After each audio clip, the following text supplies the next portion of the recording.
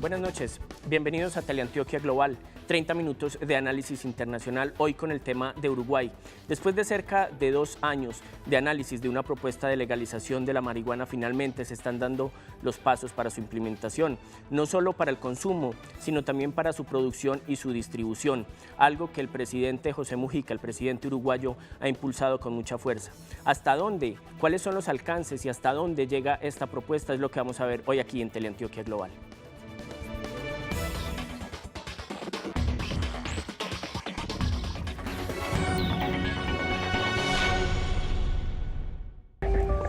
Ir en contravía de la política antidrogas de las últimas décadas, que ha demostrado ser incapaz de erradicar la producción y consumo de marihuana para dar paso a un nuevo modelo de control estatal que no reprima, sino que regule, es la propuesta del presidente uruguayo José Mujica. Desde el pasado 6 de mayo se convirtió en ley la primera iniciativa del mundo que sigue la recomendación hecha en 2011 por la Comisión Global de Política de Drogas de experimentar con un modelo de regulación legal de las drogas a fin de socavar el poder del crimen organizado y para salvaguardar la salud y la seguridad de sus ciudadanos.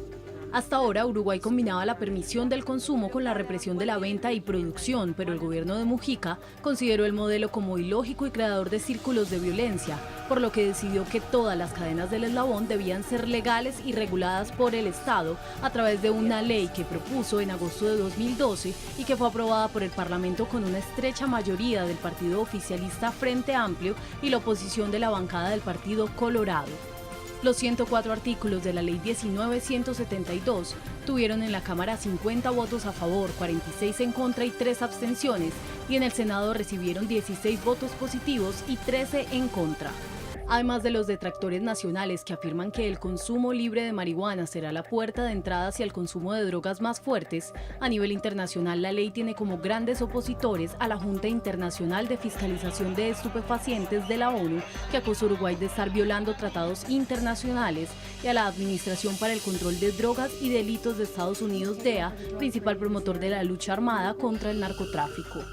Aunque para esa línea de combate tradicional de las drogas, el que en los últimos 2 años la criminalidad ligada al narcotráfico se haya aumentado en un 30% en Uruguay y 1/3 de los reclusos en las cárceles diga haber cometido crímenes bajo efectos de las drogas o el alcohol, serían razones para incrementar la política restrictiva, Mujica considera que debe ser un motivo para repensar las estrategias y por ello propuso el modelo, que ha reconocido no es una fórmula infalible, sino un experimento cuyos resultados tendrán que ser seguidos de cerca para corregirlos en caso de que falle o ponerlo como ejemplo ante otros países.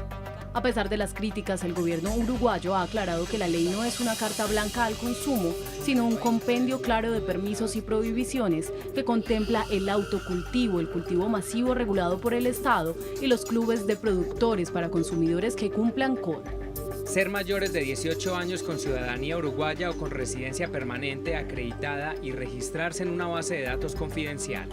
Comprar máximo 10 gramos semanales y 40 al mes. No consumir marihuana en espacios cerrados. No conducir bajo los efectos de la marihuana. Los primeros en mirar de cerca la experiencia uruguaya serán los países de América Latina, región en la que la ONU afirma que el narcotráfico es la principal amenaza para la democracia y cuya lucha frontal ha dejado, por ejemplo, 60.000 muertos en los últimos 6 años en México, sin que ninguno de los países más afectados se haya atrevido a dar el paso tomado por la pequeña República del Sur con solo 3.3 millones de habitantes, que propone un cambio de paradigma en la guerra que desangra al subcontinente. La propuesta uruguaya es muy particular porque no solo está el tema de la legalización del consumo, sino como lo veíamos muy bien en el informe, hace parte de todos los eslabones de la cadena, también su producción y su distribución. ¿Hasta dónde va a llegar lo que el presidente Mujica llama un nuevo experimento de la lucha contra las drogas? Para eso nos acompaña hoy el profesor Saúl Echavarría. Saúl, ¿cómo estás? Gracias por venir. Muchas gracias. El profesor Echavarría es docente de la Universidad de AFID, profesor del Departamento de Gobierno y de Ciencias Políticas. Profesor, ¿cómo ve usted la propuesta de Mujica y por qué Uruguay? ¿Lo podría haber hecho otro país que no fuera Uruguay? En América Latina, no lo habría podido hacer otro país. Sí. Y creo que en esa medida respondo a la primera pregunta. Sí. Es decir, la propuesta de Mujica se se enmarca en ese contexto. Es un país muy pequeño, pero no solo es pequeño, es muy, muy particular. Él tiene una población del 88% de descendencia europea, Sí. es de ascendencia europea. Tienen la más baja tasa de minorías, uno de los mejores niveles educativos de América Latina, la desigualdad económica no es tan sensible como en otros países, y su situación no es comparable a los países del trópico, Claro. ¿sí? Donde realmente estos problemas tienen un impacto social muchísimo mayor al que tienen o podrían tener en la sociedad uruguaya. Quizá porque Uruguay no ha tenido que vivir los conflictos sociales alrededor del tema, no tanto del consumo, pero sí de la producción como lo han vivido los países andinos, es porque un país, es por esto que Uruguay puede hacer el experimento, quizá. Pues tristemente creo que sí. Por desastrosa que haya sido la experiencia en esos países de la guerra contra las drogas, por ineficaz que haya sido, estos países entran como en una suerte de guerra a muerte. Muy bien, vamos a seguir peleando con el narcotráfico, no se ha causado heridas, pero vamos a seguir peleando a muerte contra él. Esta decisión no tiene ninguna explicación lógica. Sí. Y sin embargo, el que no exista el antecedente de la violencia, el que no existe el antecedente de los muertos, Claro. le permite que este tipo de propuestas tramiten más fácil.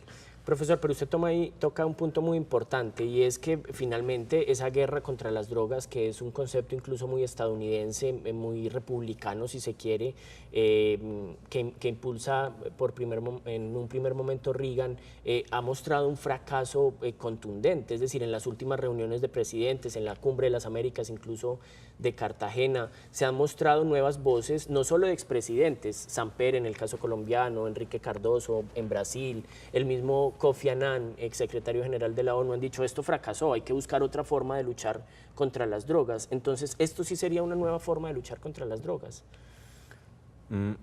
Bueno, primero sobre si la política fracasó. La política antidrogas se lanza con fuerza desde Nixon, desde el 75. ¿Sí? Reagan le da un gran impulso, y ahí tenemos entonces que reconocer que el esquema no es solo republicano, porque tenemos que recordar el impulso que aquí le dio, por ejemplo, Clinton con el Plan Colombia. Sí. ¿Sí? Y es tal vez el impulso más grande que se ha dado en el mundo a la política antidrogas. Claro. ¿Sí? Un plan multimillonario en millones de dólares que se invirtieron para contener el narcotráfico. Sí. Entonces, claro, diríamos, bueno, si la política fracasa, pues si la política antidrogas está orientada a disminuir el consumo de drogas, fracasa. Sí. ¿Sí? O la dispersión de las drogas, fracasa. Sin embargo, se mantiene. Claro. ¿Cierto? Entonces, tenemos que ver dos cosas ahí. Primero, si ese sí es el fin de la política antidrogas. Es decir, si la guerra contra las drogas sí tiene ese fin o tiene otros fines que la sociedad reconoce como benéficos, o si no la sociedad, alguien reconoce como benéficos. Perfecto. Porque esto no ha parado. Perfecto, profesor. Bueno, ¿cuál es la forma en la que lo están viendo los uruguayos mismos? Porque nosotros lo estamos hablando desde una percepción totalmente extranjera. Eso es lo que vamos a ver en un segundo acá en Teleantioquia Global.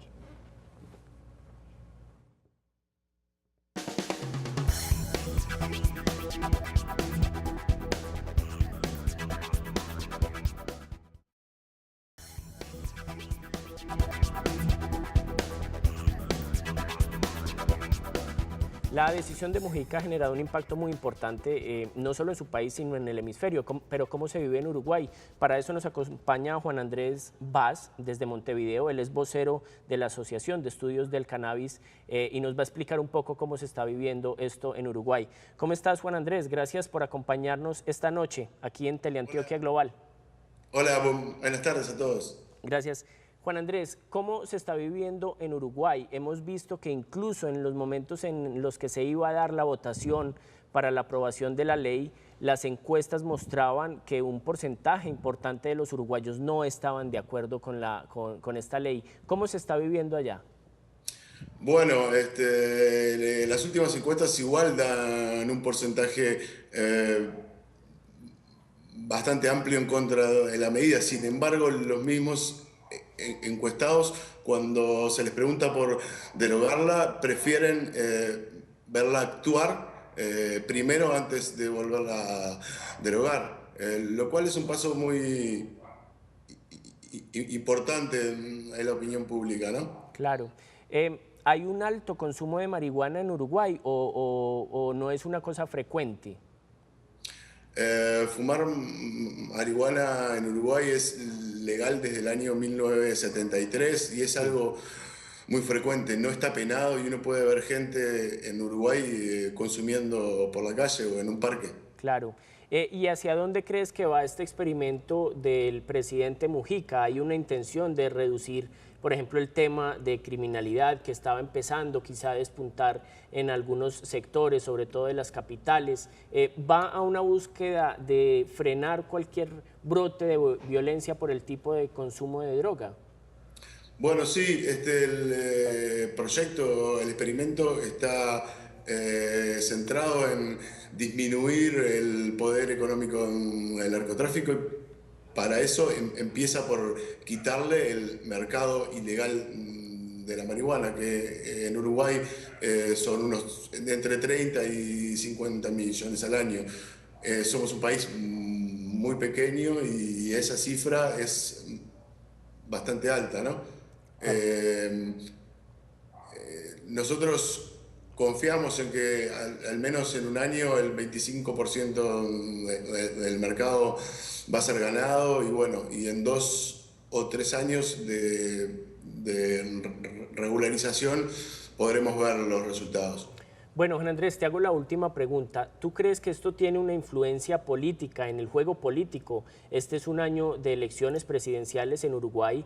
¿Tú crees que esto va a ayudar o por el contrario va a ir en contra del partido político del presidente Mujica en las próximas elecciones?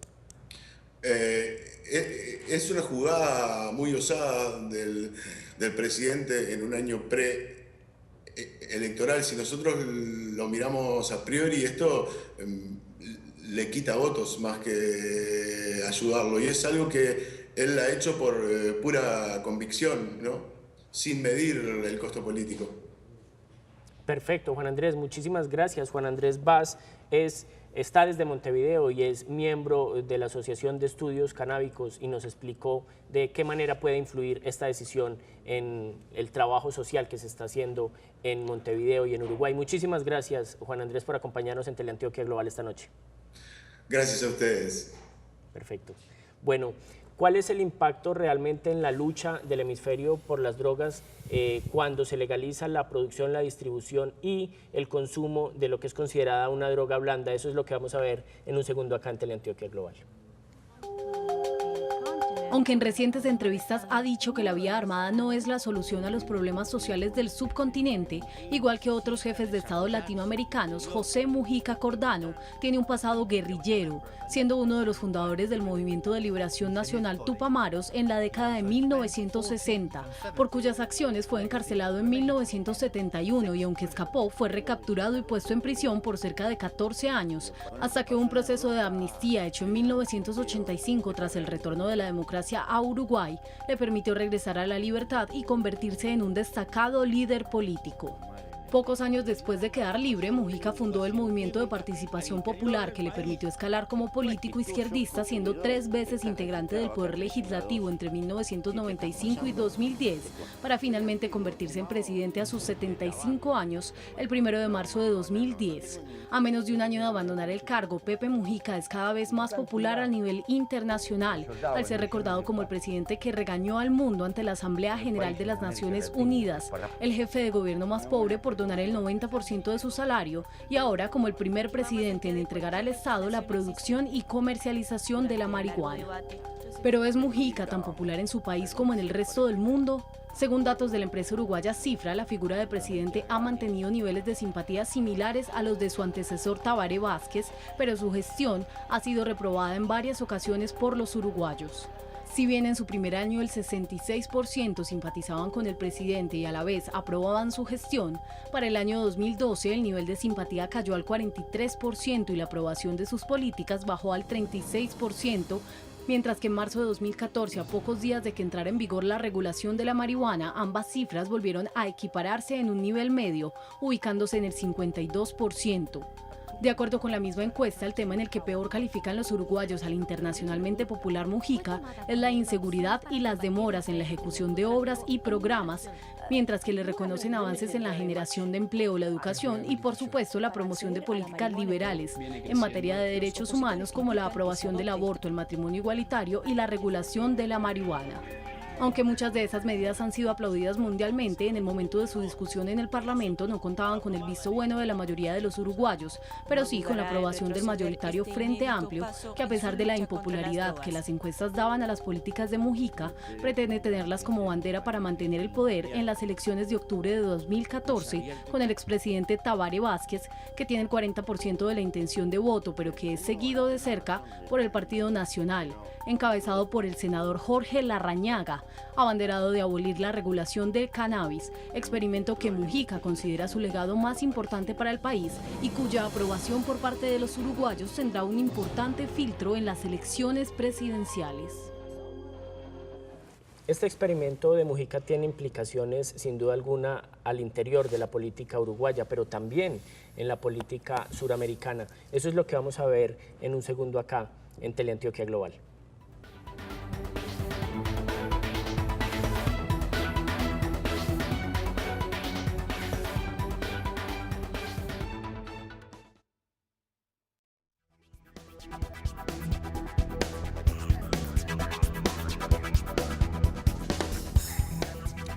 Bueno, regresamos a Teleantioquia Global. Hoy estamos hablando del tema de la legalización de la droga, de la marihuana en Uruguay. Profesor, Mujica es un presidente muy particular en América del Sur. Es quizá el único presidente que hubiera podido dar este paso, también por ser uruguayo.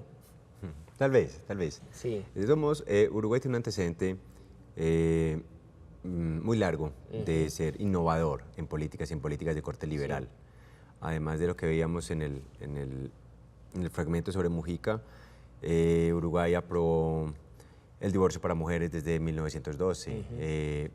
Ha sido realmente, la prostitución nunca ha sido un delito. Y muy rápidamente, desde que se lanzó la guerra contra las drogas en el 61, nunca cogió el esquema abiertamente prohibicionista. Sí. Al igual que muchos países del mundo. Eso hay que decirlo. Muchos países europeos tampoco lo acogieron. Entonces, realmente el consumo nunca ha sido un problema. Claro.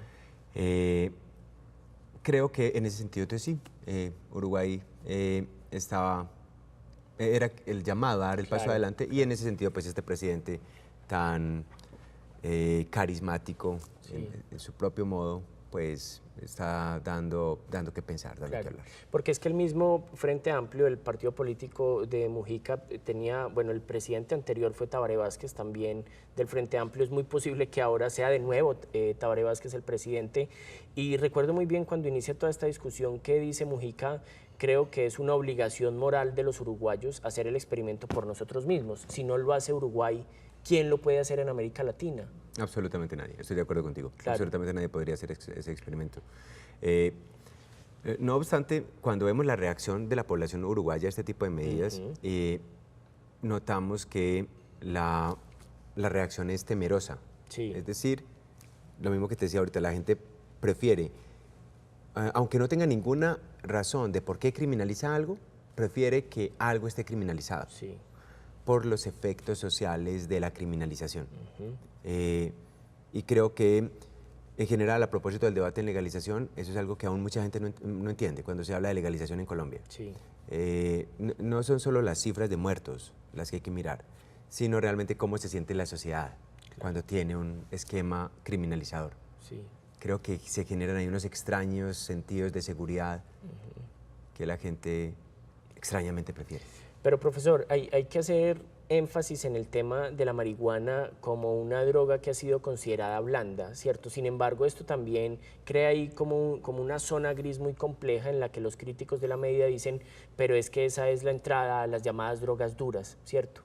Incluso una de las críticas fuertes que se le hace a Mujica es, bueno, él está en un proceso de ataque muy duro contra el tabaquismo, ¿cierto? Entonces, ¿cómo encajan esas posiciones que parecerían contradictorias? Por un lado, el tema de que esto va a llevar a unas drogas duras y por el otro lado, que con un tema que tradicionalmente y socialmente es más aceptado como el tabaco, se le está dando duro mientras se legaliza lo otro.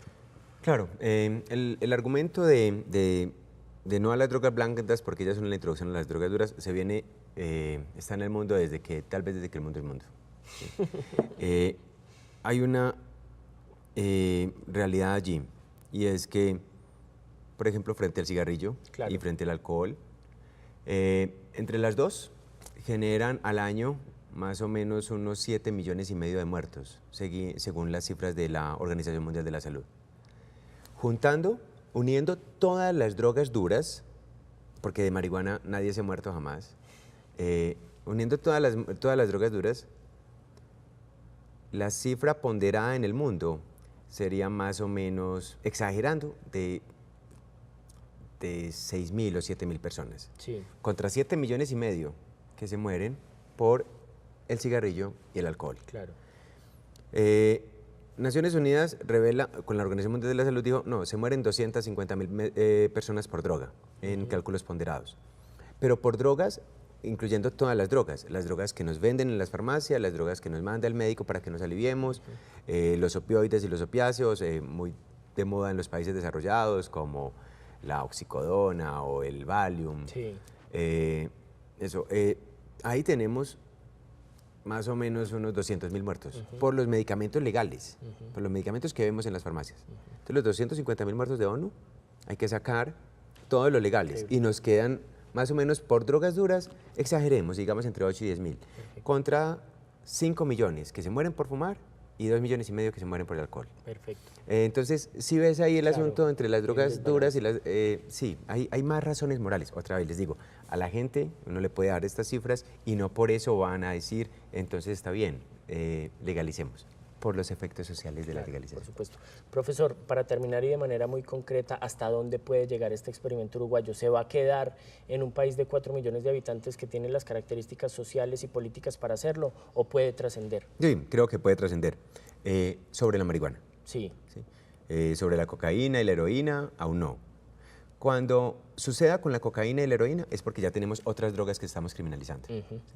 Es decir, el modelo criminalizador, no conocemos otro modo de organizar la sociedad. Perfecto. Eso va a seguir sucediendo. Pero este modelo puede seguirse expandiendo, porque aquí lo está tomando el Estado, pero el Estado ya ha advertido, vamos a permitir el ingreso de privados. Y entonces los privados van a ser las farmacéuticas y eso va a suceder en todo el continente. Perfecto. Profesor, David, muchísimas gracias por acompañarnos esta noche en Teleantioquia Global para hablar de este tema. Espero que nos pueda acompañar en otra oportunidad. Confiemos en ello. Muchísimas gracias a ti. Perfecto. Bueno, nosotros acá en Teleantioquia ponemos una mirada global.